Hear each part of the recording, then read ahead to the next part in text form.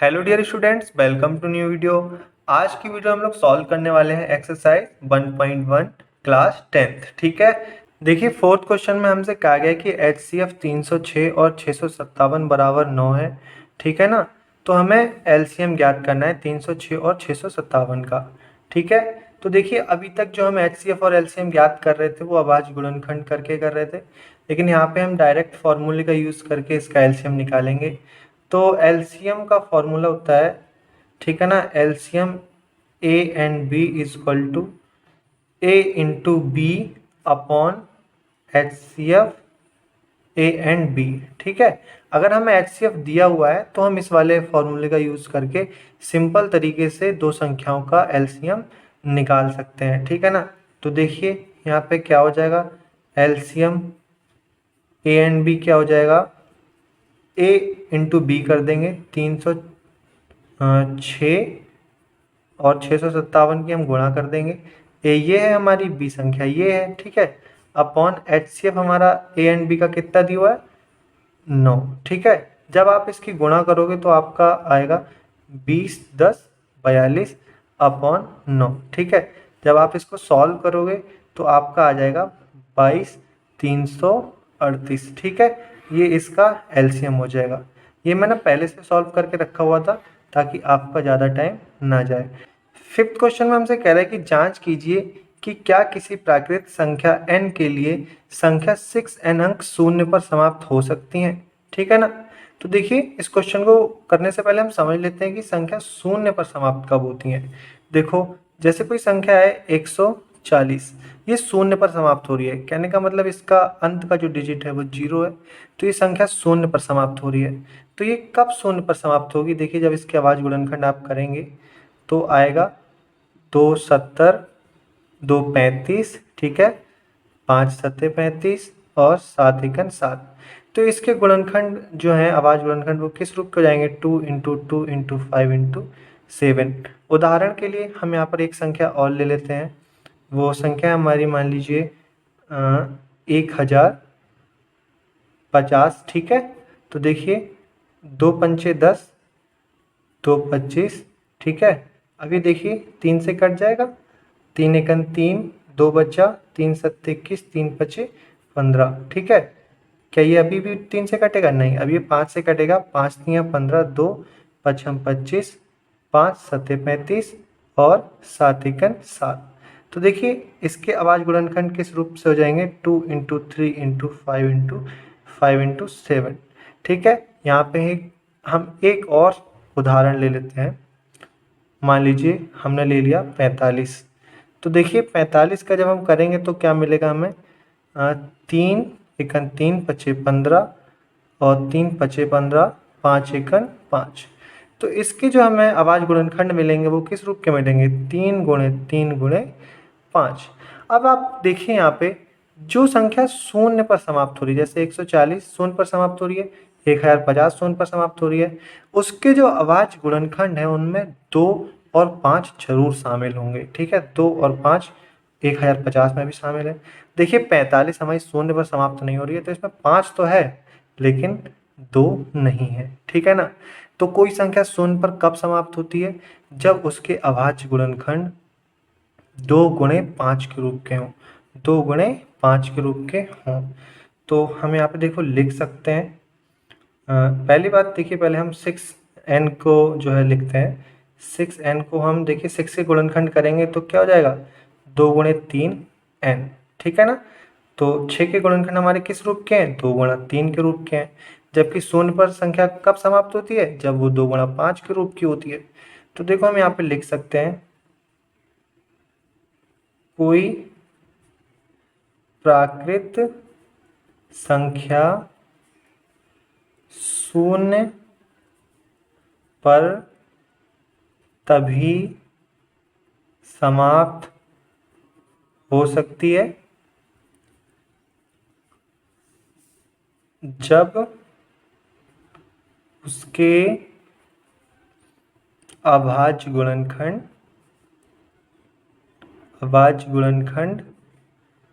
2 गुणा 5 की घात n के रूप के होते हैं। ठीक है ना, रूप के होते हैं। ठीक है, अतः प्राकृत संख्या n के लिए संख्या 6n अंक 0 पर समाप्त, अंक 0 पर समाप्त नहीं हो सकती, हो सकती, क्योंकि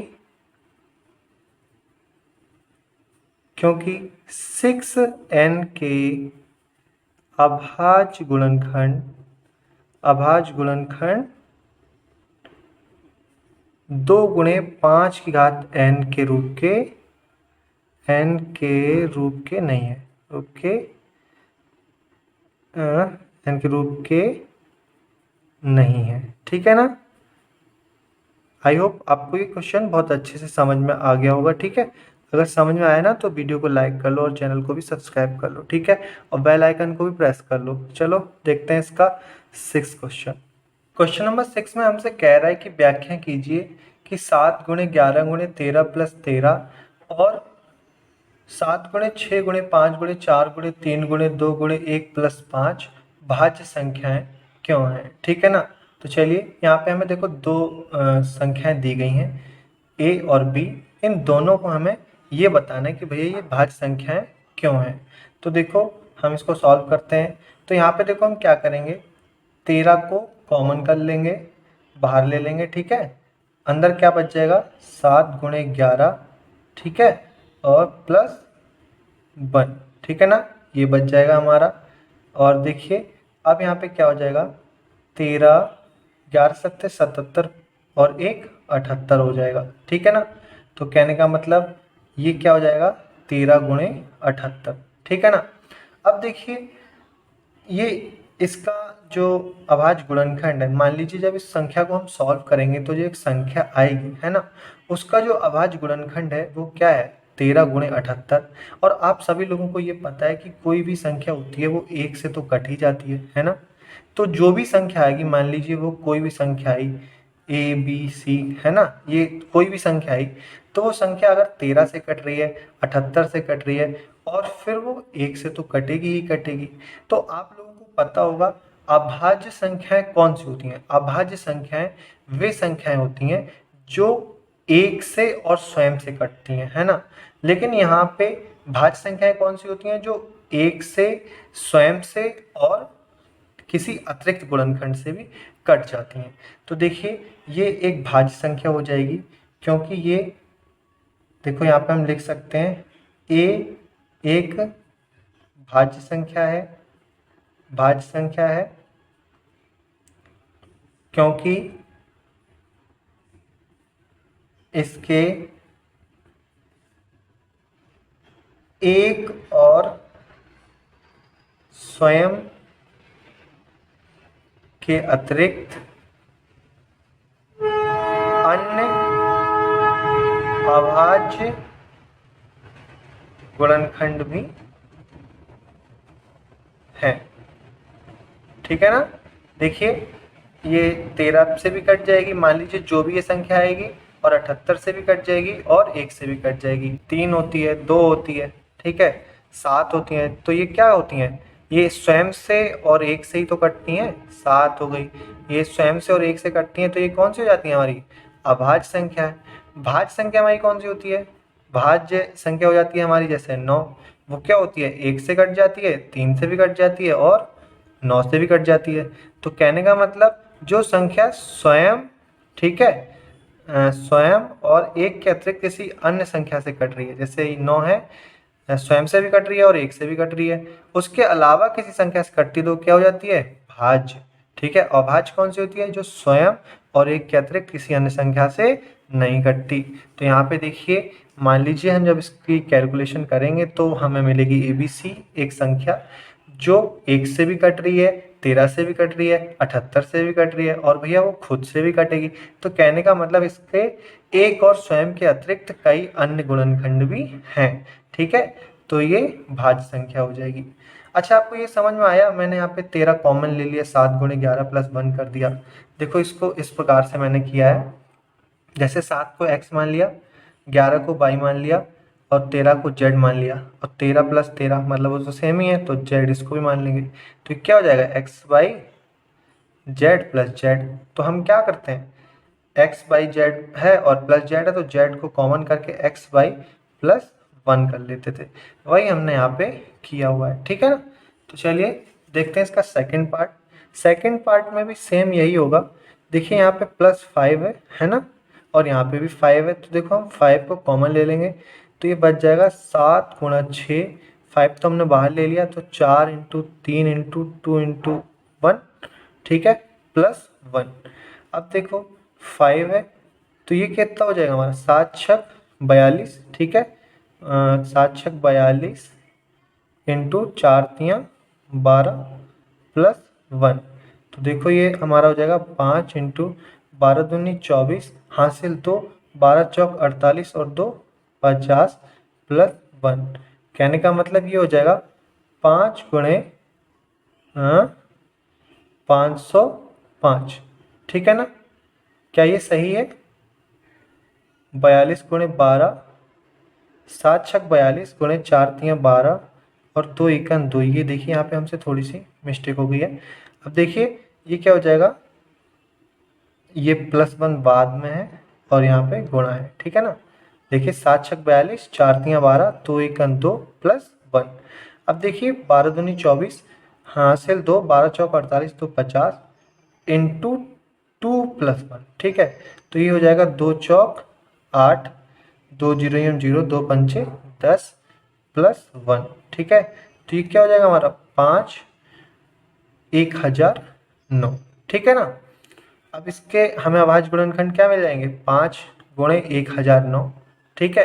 तो देखिए मान लीजिए जब इसको हम सॉल्व करेंगे, जैसे हमने यहाँ पे किया, एक संख्या में ABC प्राप्त हुई, ऐसे मान लीजिए यहाँ ABC प्राप्त होगी, तो देखो एक तो वो स्वयं से कट जाएगी, दूसरा वो 5 से भी कट जाएगी, तीसरा वो 1009 से भी कट जाएगी और चौथा वो 1 से भी कट जाएगी, ठीक है ना। तो कहने का मतलब इसके भी जो है भाज्य संख्या भी जो है हमारी, वो भी एक भाज्य संख्या हो जाएगी, क्योंकि इसके भी जो है एक और स्वयं के अतिरिक्त अन्य अभाज्य गुणनखंड भी हैं, ठीक है ना। तो आप यहाँ पे लिख सकते हो A और B दोनों भाज्य संख्या है क्योंकि दोनों के एक और स्वयं के अतिरिक्त अन्य गुणनखंड हैं, ठीक है ना। तो ये हमने यहाँ पे बता दिया है, व्याख्या कर दी है कि ये दोनों संख्याएं भाज्य क्यों हैं, ठीक है ना। देखिए क्वेश्चन नंबर 7 में कह रहा है किसी खेल के मैदान के चारों ओर एक वृत्ताकार पथ है, ठीक है ना। मैदान का एक चक्कर लगाने में सोनिया को 18 मिनट लगते हैं, जबकि इसी मैदान का एक चक्कर लगाने में रवि को 12 मिनट लगते हैं, ठीक है। तो मान लीजिए कि दोनों एक ही स्थान से और एक ही समय पर चलना प्रारंभ करके एक ही दिशा में चलते हैं, तो कितने समय बाद वे दोनों पुनः प्रारंभिक स्थान पर मिलेंगे। तो देखिए क्वेश्चन हमसे कह रहा है कि सोनिया को एक एक राउंड लगाने में लगा समय = 18 मिनट, ठीक है। और रवि को एक राउंड या चक्कर कह सकते हो लगाने में लगा समय 12 मिनट, ठीक है ना, ठीक है। तो ये एक खेल का मैदान है, ये इसके चारों ओर एक वृत्ताकार पथ है। तो यहाँ पे जब सोनिया एक राउंड लगाती है तो उसको इसका राउंड पूरा करने में 18 मिनट लग जाते हैं, और रवि जब इसका राउंड लगाता है तो उसको 12 मिनट लग जाते हैं। अब ये कह रहे हैं कि भैया देखो कि जब मान लीजिए दोनों एक ही स्थान से और एक ही समय पर चलना प्रारंभ करते हैं एक ही दिशा में। कहने का मतलब मान लो यहाँ से ये लोग चलना प्रारंभ करते हैं, रवि और सोनिया, ठीक है। ठीक है, एक दिशा में, मान लो इस दिशा में, ठीक है ना, एक ही समय पर, ठीक है। तो ये कह रहे हैं कि मान लो ये एक ही समय पर एक ही दिशा में चलना प्रारंभ करते हैं, ठीक है। तो फिर पुनः इसी स्थान पर कितने मिनट बाद मिलेंगे। तो देखिए यहाँ पे हम ज्ञात करेंगे एलसीएम 18 और 12 का, ठीक है। अब आप कहोगे भैया एलसीएम क्यों ज्ञात करेंगे, एचसीएफ हम क्यों नहीं ज्ञात कर सकते। तो देखो उसके पीछे का रीज़न क्या है, सबसे बड़ा रीज़न यही है। देखो बहुत सारे लोग आप इसी वजह से आए होगे यहाँ पे कि जो है हम यहाँ एलसीएम ही क्यों ज्ञात करेंगे, एचसीएफ क्यों नहीं ज्ञात कर सकते। तो देखो उसके पीछे का रीज़न क्या है। देखो अगर हम इसका एचसीएफ ज्ञात कर दें 18 और 12 का, ठीक है ना, 18 और 12 का अगर हम एचसीएफ ज्ञात कर दें तो देखो 18 का आवाज गुणनखंड करेंगे तो हमारा कितना आ जाएगा, 2 गुणा 2 तियाँ 6 तियाँ 18 आ जाएगा, ठीक है। और 12 का कितना हो जाएगा, 2 गुणा 2 गुणा 3। तो एचसीएफ हमारा कितना हो जाएगा 2, ठीक है, इंटू ये वाला कॉमन है 3, तो कितना हो जाएगा एचसीएफ हमारा, एचसीएफ हो जाएगा हमारा 6। तो आप एक बात बताओ, जब सोनिया को एक राउंड लगाने में 18 मिनट लग जाता है, ठीक है, और रवि को एक राउंड लगाने में 12 मिनट लग जाता है, तो आप ये बताओ जब ये यहाँ से एक राउंड पूरा करेंगे, मान लो रवि यहाँ से भागा तो वो 12 मिनट में यहाँ पहुँच गया, और जब सोनिया भागी तो वो यहाँ पे थी जब रवि यहाँ पहुँचा, ठीक है। जब सोनिया यहाँ 18 मिनट में पहुँची तो रवि यहाँ पे पहुँच गया, है कि नहीं। तो आप ये बताओ जब उनको एक चक्कर लगाने में ही 12 या 18 मिनट लग जाते हैं, तो क्या ऐसा हो सकता है कि वे जब पुनः इस स्थान पर मिलेंगे तो उन्हें 6 मिनट लगेंगे। बताइए, सोचने वाली बात है कि नहीं। तो इसी वजह से हम यहाँ पे क्या करेंगे, एक ऐसा गुणज ज्ञात करेंगे 18 और 12 का जो निम्नतम गुणज है। और गुणज का क्या मतलब है, मैंने आपको समझाया था फर्स्ट क्वेश्चन में। एलसीएम जब हम निकालते हैं तो एलसीएम क्या होता है हमारा, लीस्ट कॉमन मल्टीपल, मतलब सबसे छोटा गुणज होता है दो संख्याओं का। गुणज का क्या मतलब है, सबसे छोटा वह संख्या, सबसे छोटी वह संख्या जो 18 और 12 से डिवाइड हो जाए, ठीक है ना, उसको हम क्या कहते हैं, गुणज कहते हैं। तो देखो एलसीएम हम यहाँ पे निकाल देंगे तो एलसीएम हमारा क्या होता है, एचसीएफ इंटू बचे हुए जो हमारे यहाँ पे गुणनखंड रह जाते हैं। तो क्या बच गया हमारा, 3 और 2 बचा है, 3 और 2, बाकी एचसीएफ हमारा कितना है 6 इंटू जो है 3 इंटू 2, तो क्या हो जाएगा 6 तियाँ 18 दूना 36, यही हमारा हो जाएगा। ये 36 मिनट बाद पुनः इसी स्थान पर रवि और सोनिया मिल जाएंगे, ठीक है ना। अगर आप इस चीज़ को नहीं समझ पाए तो पहला क्वेश्चन देख लो, वैसे तो आप समझ गए होगे। भैया देखो सीधी सी बात है, जब इन्हें एक राउंड पूरा करने में 18 मिनट लग जाता है सोनिया को, और रवि को 12 लग जाता है, तो जाहिर सी बात है कि भैया जब ये मिलेंगे तो इससे कम तो टाइम हो नहीं जाएगा। भैया 6 मिनट तो हो नहीं जाएगा, जब एक राउंड लग रहा है, एक राउंड ही में 18 मिनट लग जा रहा है, तो जाहिर सी बात है ज़्यादा हो जाएगा। तो जो हमारा आंसर होगा वो क्या हो जाएगा, 18 और 12 का निम्नतम गुणज, कहने का मतलब 18 और 12 का एलसीएम, ठीक है ना। तो ये हमारा आंसर हो जाएगा। मैं उम्मीद करता हूँ ये क्वेश्चन आपको बहुत अच्छे से समझ में आ गया होगा। अब आपको इसमें और कुछ जानने की ज़रूरत नहीं बची होगी। तो अगर क्वेश्चन आपको अच्छे समझ में आ गया तो वीडियो को लाइक कर लो, चैनल को भी सब्सक्राइब कर लो और बेल आइकन को भी प्रेस कर लो। चलिए एक्सरसाइज हो गई कंप्लीट, मिलते हैं नेक्स्ट वीडियो में।